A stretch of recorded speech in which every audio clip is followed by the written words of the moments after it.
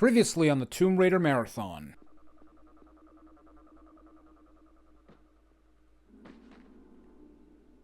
Now, how does a cyborg die from poison?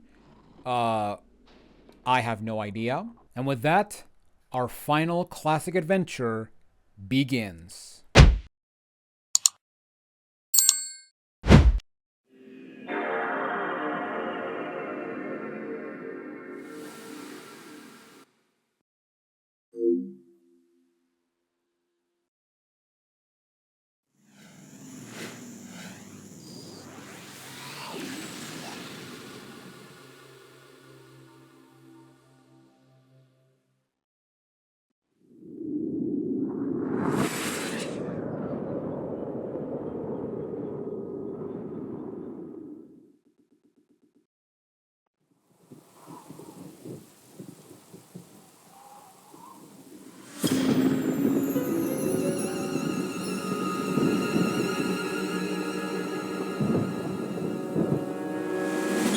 There have been 17 reported murders so far in this latest outbreak of monstrous killings.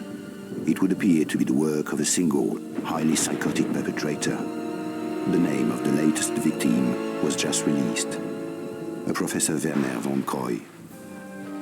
A female, described as Caucasian, brunette, and wearing a ponytail, was seen leaving the most recent crime scene. Officers are advised to use extreme caution when apprehending the suspect. At present, nothing appears to link any of the individuals involved. There are no known survivors of these attacks so far.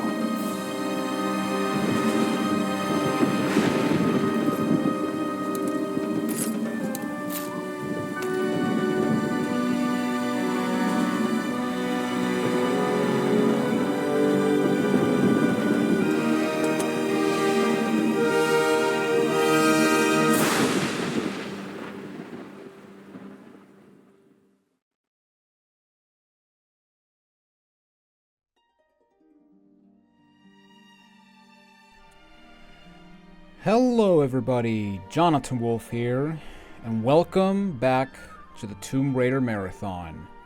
Today we're going to be tackling game number 6, and the final game for this first section of the marathon, and that is Tomb Raider: The Angel of Darkness. So this game was released in 2003, and if I have to describe this game in one sentence, well, first off, this game is a very special game because this is the final game, or the final Tomb Raider game that was developed by Core Design before Core lost the license after the reception of this game. And when it comes to the overall experience of this game, if I have to summarize this game in one sentence, this game is essentially the Sonic 06 of the Tomb Raider franchise. Rush development, a lot of cut corners, bugs and glitches galore. I mean, yeah, if you played Sonic 06, you know exactly what you're getting yourself into. And I will say right now that for a long time, this was a game that I was very scared to try out, mainly because of the fact that, you know, considering that one of my least favorite games of all time is Aliens Colonial Marines, and that game is buggy to all hell. Let's just say that I was a bit skeptical when it came to this game. Not to mention that my very first time playing this game, it was a terrible experience, which, long story short, I could not get past the first goddamn load screen. So, yeah, let that sink in for a while. But as I decided to revisit the Tomb Raider franchise, or more specifically the classic Tomb Raider franchise, I decided to finally play this game for the first time back in 2018, when I got this game on Steam. And I could not even get past the first level because the PC version of this game is god-awful. To the point that you cannot even play it if you decide to buy it, install it, and play it literally on the second. So yeah, it's pretty bad. Not to mention that control-wise it's really awful. And this is without downloading mods, to be completely honest, or to be fair. But after some time, I decided to finally play this game on the PlayStation 2, and I have to admit, so for a long time, I thought that my experience with this game was going to be similar to something similar to Aliens Colonial Marines, where, you know, the more I play it, the more bugs and the more its ugly face it started to show. But that's not the case for me, because truth be told, this game has the same impact as what it did with Tomb Raider 3, where the more I play it, the more I like it. And a lot of people will maybe disagree with this, but quite frankly, the more I play it, the more I actually put this game in my top list of Tomb Raider games. To the point that, who knows, maybe after this playthrough, I might put this game in my top 3 favorite Tomb Raider games of all time, alongside Tomb Raider 2 and Tomb Raider 3. But as it stands out, I actually do like this game more than 4 and 5.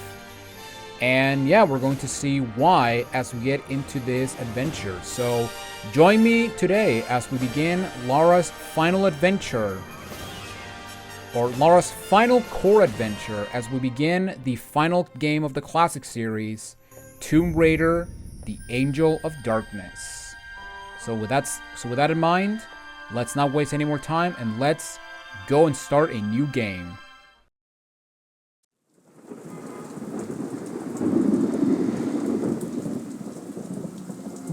Help me, Lara. I need you to get something for me. Go on. I'm tracking 5 obscura paintings for a client called Eckhart, but he's a psychopath. Why should I care? Because I'm being stalked. People are dying out there. Handle it, Werner. Lara, please. Look, go and see this woman, Carvier. She can help. I'm going. Eat it, Werner. You walked away and left me. Get out!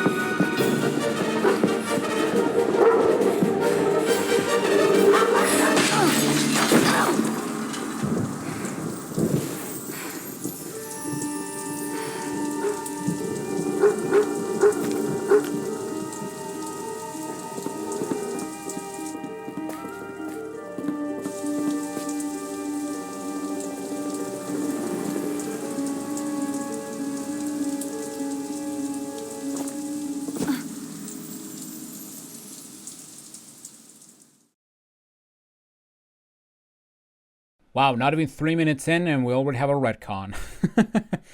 So, yeah, you may wonder why Lara is pissed that Von Croy left her. This looks like a safe area. But I need to find a way out. So, remembering back in Tomb Raider 5 when Charles Kane was supposed to be Jean-Yves, but they actually changed it because of legal reasons?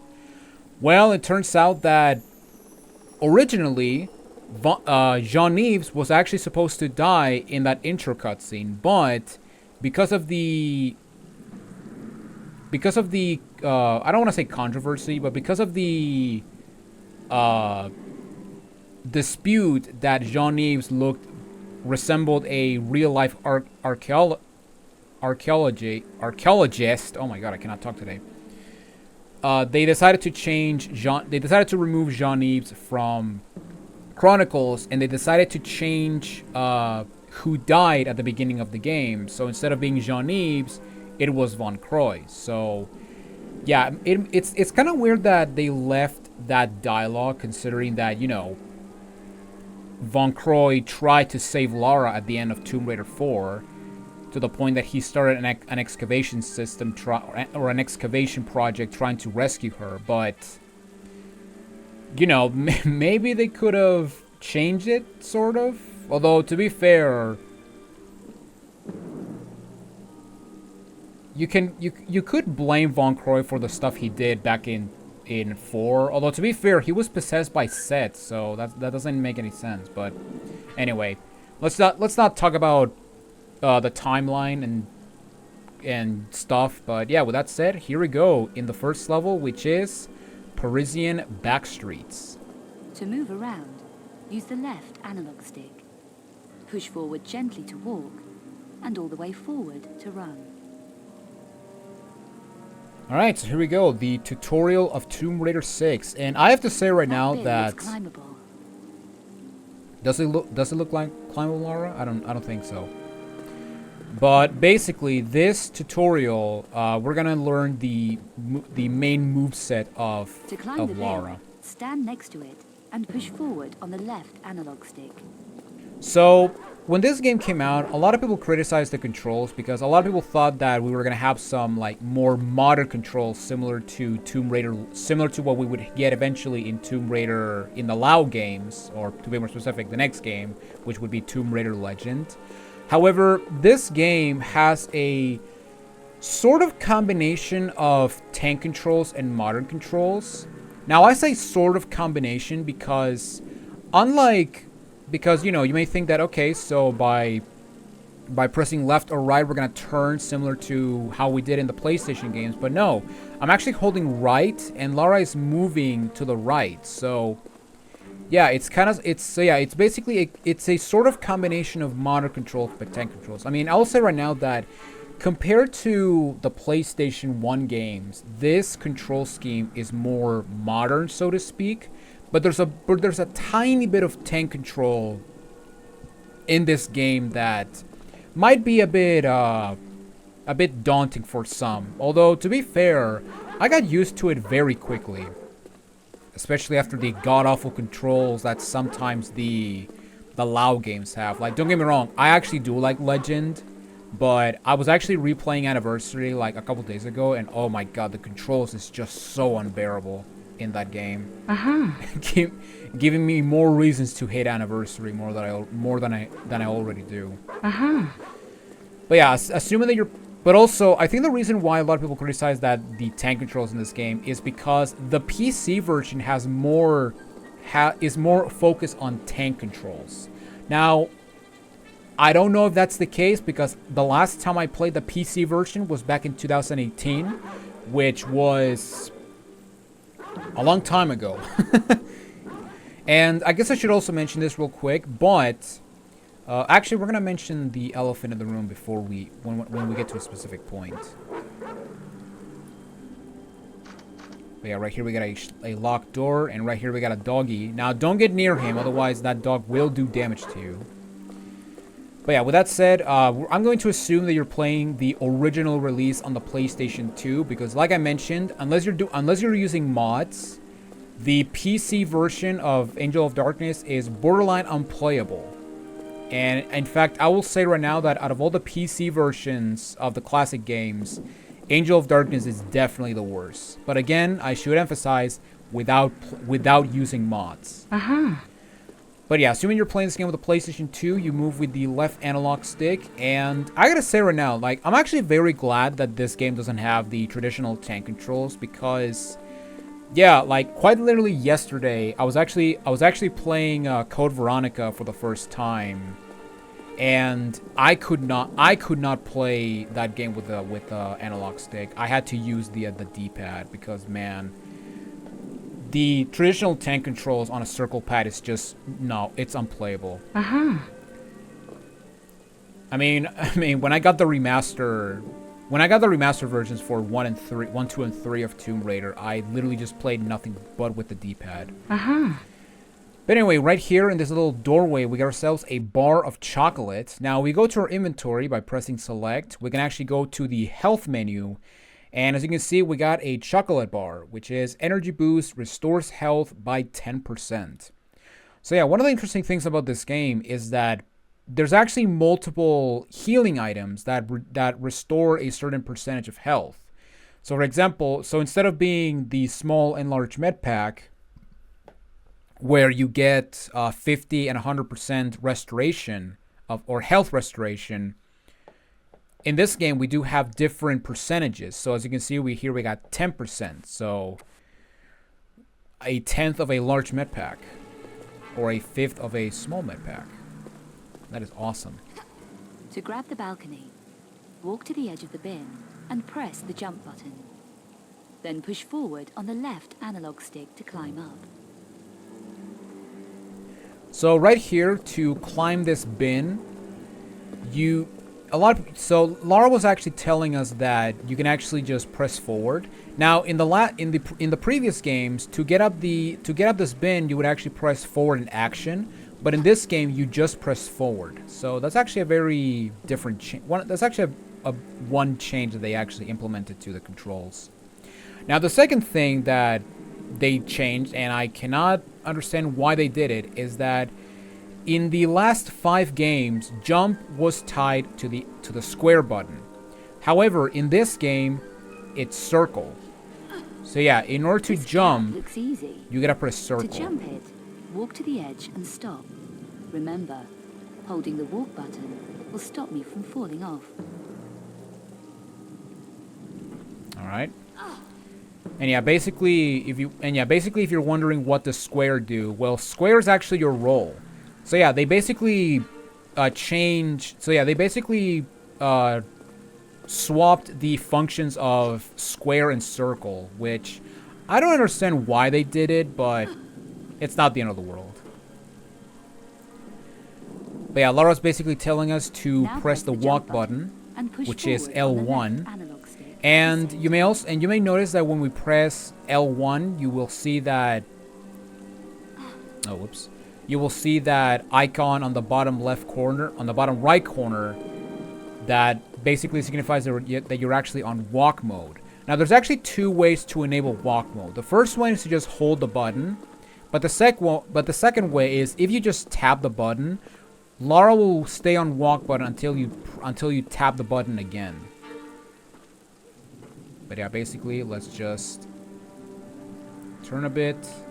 Now, I will say that when it comes to the overall controls, turning while standing still, like to the left or to the right, is honestly the more annoying part of this game, all things considered. But again, if you keep practicing, especially in this level, you will get used to it.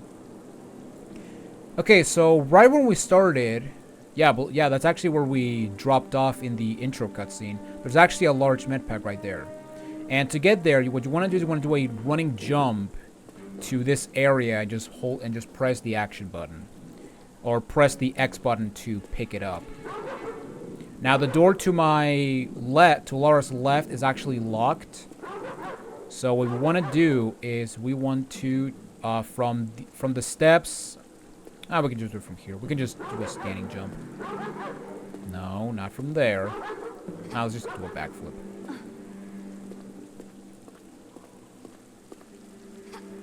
Yeah, let's go ahead and claim the large med pack, and let's continue on with the tutorial.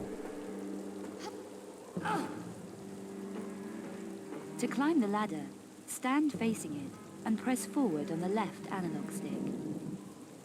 Okay, so in this part, we do have the more interesting part of this level.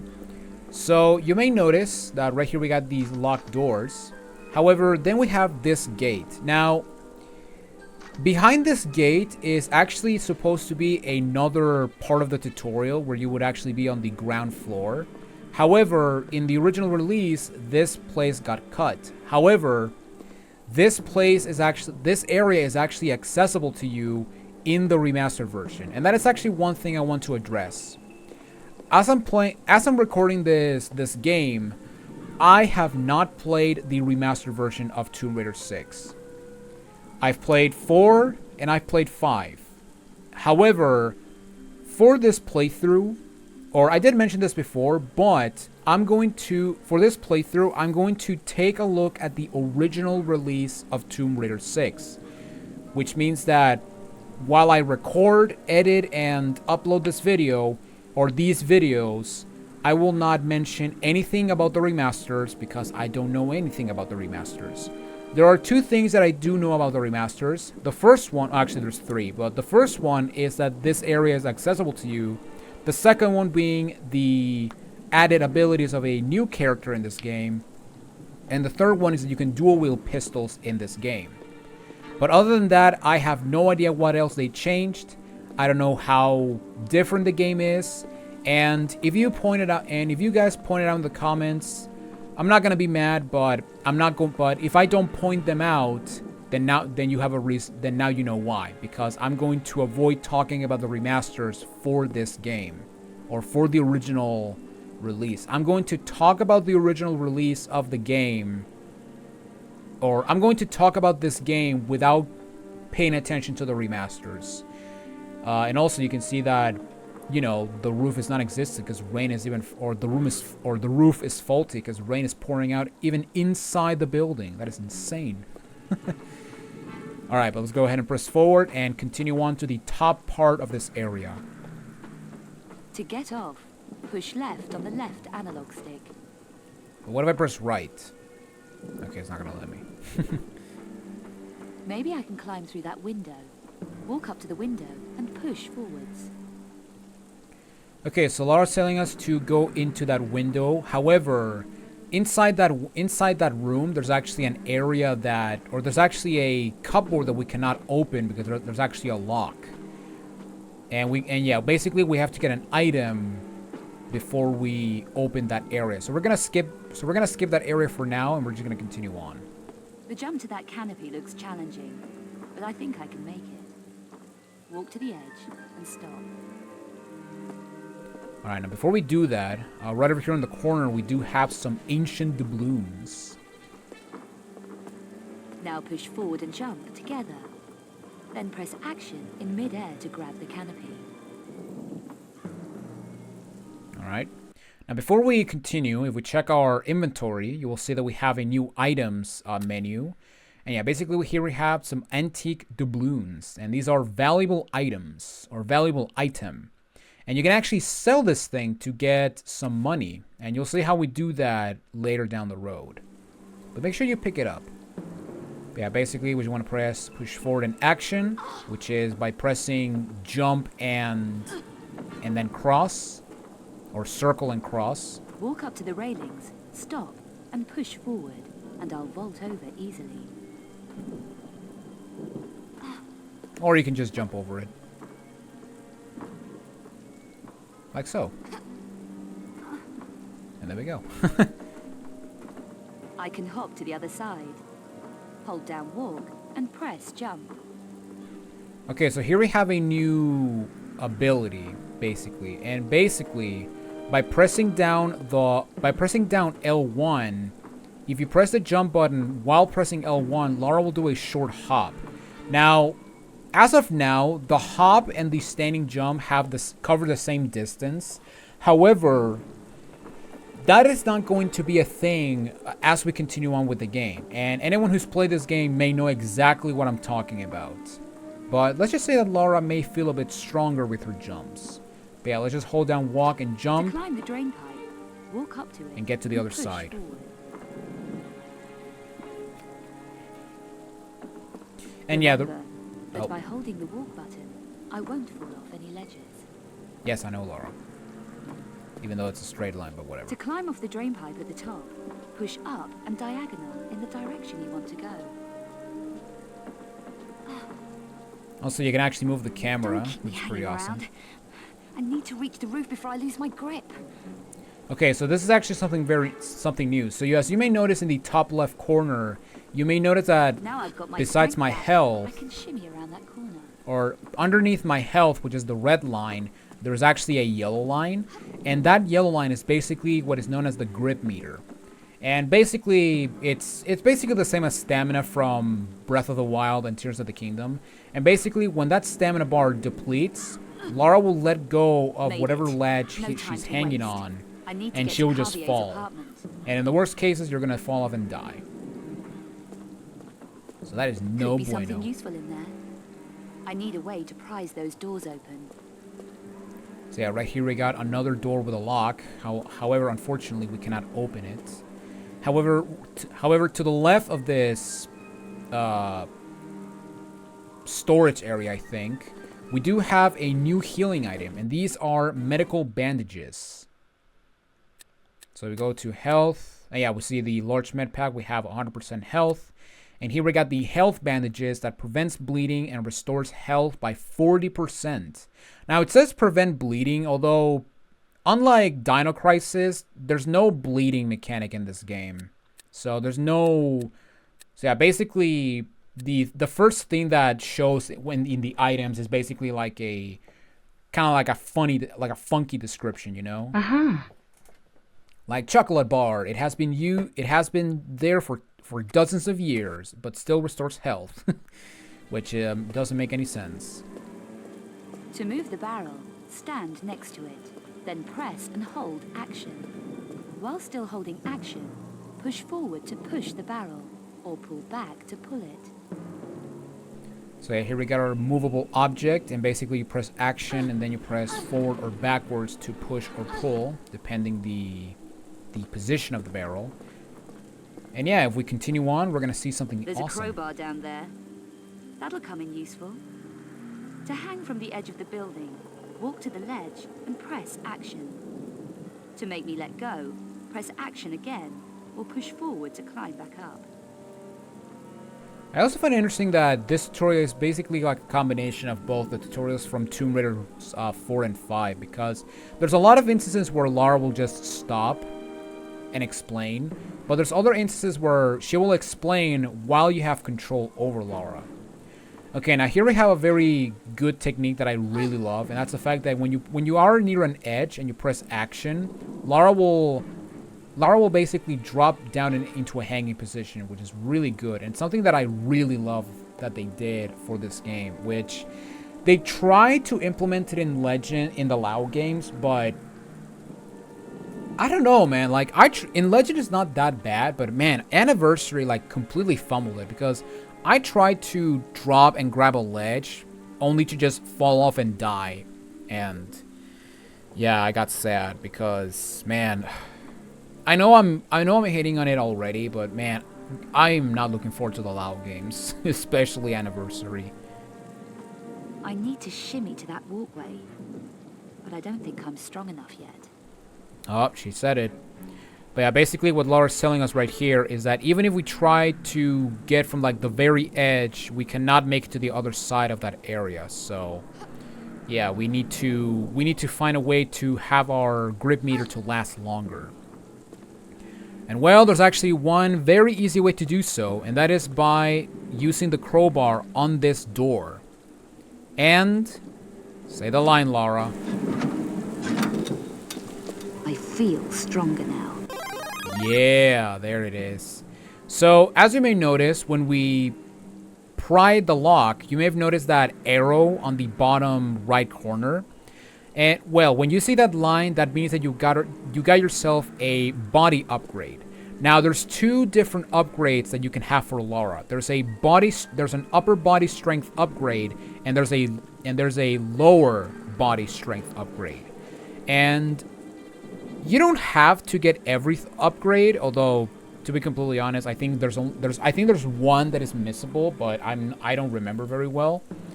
But basically, this game has a sort of RPG mechanics, even though it's like very minuscule. But basically, now that we feel stronger now, we now have enough grip meter to actually make it to that area where and not fall to our death. Now, before we continue on, or before we go and try our new strength, we're gonna go and inspect this cupboard, because in this cupboard we do have a gun, and this is the H9, I think, or no, the MV9, which is a basic design 9mm semi-automatic, 12-shot clip, long range. Now we can equip it if we want. However, we do not have any ammo, so yeah. Yeah, there's no ammunition in this gun, so let's just put it away. And yeah, that's actually another different thing. Triangle is actually, yeah, that's actually another thing. Triangle is actually your crouch button. And to pull out your gun, what you want to do is you want to press the R1 button. So yeah, they kind of fumbled all. They kind of mixed the the buttons a lot in this game, which is, I mean, I don't mind it, but as someone who's been playing the classic PS1 games for so long, it was a bit alienated to see. But yeah, now that we got the upper body strength necessary to shimmy on that ledge, we can actually go there. Now, before we do that, there is that room that we saw down here that we can actually go into. So let's go and actually shimmy to that area. Or let's go down and just see what that area is all about, you know? But yeah, Tomb Raider 6. I gotta admit, out of all the games in this marathon, this was the game that I was the most, not scared, but the most interested to revisit, mainly because of the fact that, you know, this game is so much different than the other games, to the point that, I don't know, there's nothing very scary, there's something very interesting to finally experience. Okay, I don't want this. I don't want to be at an angle, so I'm just gonna go over here. Okay, I'm good. I've been, I was scared for nothing. Okay. Okay, so right here we got the hardest jump of the level, and basically what you want to do is you have to do a running jump to grab this ledge.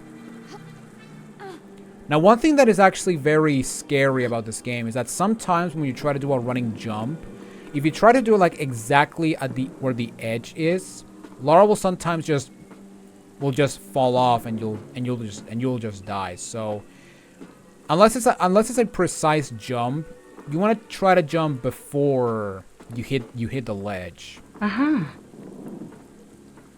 yeah, if you just do a running jump, you're gonna make it just fine. I'll have a look around whilst I'm here. To open drawers and cupboards, stand in front of them and press action. Way ahead of you, Lara. But yeah, basically here we can actually use the crowbar, and we can actually open this locker. Now, I don't remember if you can actually get the upper body strength by opening this lock and not the lock above. But if you don't get it here, then you have to get it above. So it really doesn't matter. Now, in this room, we do have a couple items. In that cupboard, we have some, or in that closet, we do have a necklace. In this cupboard, we have some euros. I mean, makes sense because we're in Paris. In this drawer, we have a chocolate bar. And right over here in the corner, we do have some doubloons. And that is all of the items in this area. And that's actually almost all of the items in this level. We have one more item to get. However, the item in question is the key to end the level.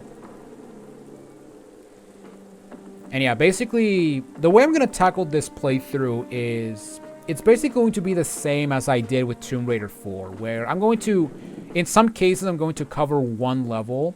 For example, for this video, I'm going to do this level and this level only. And by the way, when you grab a ledge, do not hold the action button, because similar to the Lao games, once you grab a ledge, if you let go of action, Lara will not let go. However, to let go of a ledge, you actually need to press action. So let me show you real quick when we get to this part right here. So once we get to this point, if I press action, I'm going to let go. And if I keep holding action, oh well, it didn't do it, but sometimes she will let go. It's kind of similar to what happened to me with in Crash 3 when I was doing the time trial relics for the Arabian levels, because well, when Crash if you hold action, or if you hold the jump button when you get a railing, Crash will just let go. Will grab the railing, but he will just let go if you keep holding jump, which throws me off every time I play Crash 3. I'm sorry, in the rare case I play Crash 3, because like I mentioned, Crash 3 is my least favorite Crash game of the trilogy, so there you go. But yeah, now that we're back here, we're just gonna jump, and then we're gonna make it to the other side. And yeah, if you are at the edge, you are gonna make it just fine. But yeah, I'm basically going to tackle either one or multiple levels in each video, depending how I feel. And the plan is to have this playthrough done in 14 videos. Tap the stealth button, and then use the left analog stick to move me around. However, if I have to do more, then so be it. Although to be fair, I do want to be done by mid. To hug the wall whilst moving in stealth, press This will the be action button when I'm this standing this next to you. playthrough will be done in during move. mid-June, so When I reach the it's corner, gonna take a hold while. Q. This marathon is gonna take a while. Oh my god, this is gonna be a very long marathon, man. And the craziest thing is that there's other marathons I want to do that are even longer. This door is locked. I'll need a key. Like, for example, I want to do a Doom marathon, a Mario and Luigi marathon, and god, that's gonna take me a while. Okay, so Lara was telling us here to press the stealth button, and the stealth button is L2, and by pressing L2, Lara will just sneak around like this. And how does this make you sneak around? I have no idea, but honestly, I don't care. And then Lara was telling us to hug a wall. And basically, what you want to do is, while you're in stealth mode, you want to press action near a wall, and you can actually just hug the wall. And as you can see, there's a guy down there. And here we got this cool thumbnail shot. But yeah, with that said, we have a guy there. However, he's not going to turn around. Great! There's the key. So as you can see, here's the key for that gate back there. However, what I'm going to do is I'm going to get behind this guy and then press the action button to punch him and make him disappear. He died. Oh my goodness. But yeah, now that he's dead, or I'm sorry, knocked out. Yeah, with that said, let's just open this door. And then we just have to climb down this ladder, and we're going to finish the first level. And yeah, basically, we're going to end this video off right here. So yeah, ladies and gentlemen, thank you all for watching this episode of the Tomb Raider Marathon. Something that is very different compared to the last games is that there's really not any secrets in this game. And there's also no statistics menu in this game. You know what? I'm just gonna let this cutscene play.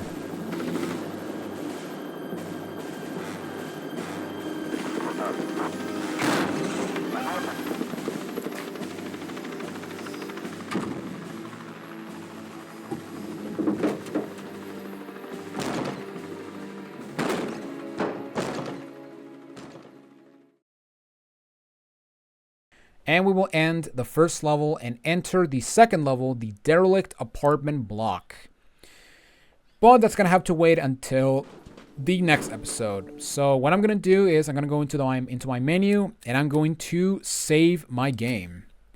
And yeah, as you can see right here, I do have a previous save, and that's because I was actually playing this game when the retro achievement set went live. So yeah, there we go. And yeah, unlike the last games, we do have 8 saves instead of 7. Now, because this is PlayStation 2, I don't know if you actually need like 8 free blocks to actually, you know, have all 8 slots.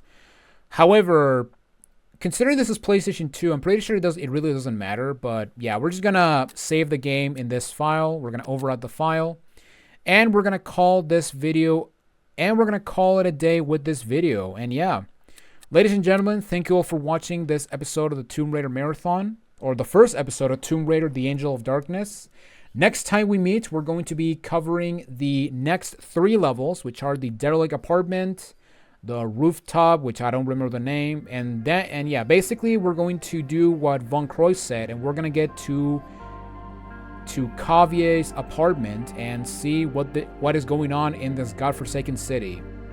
All right, ladies and gentlemen, thank you all for watching this episode, and I will see you all in the next one. Take it easy, everyone.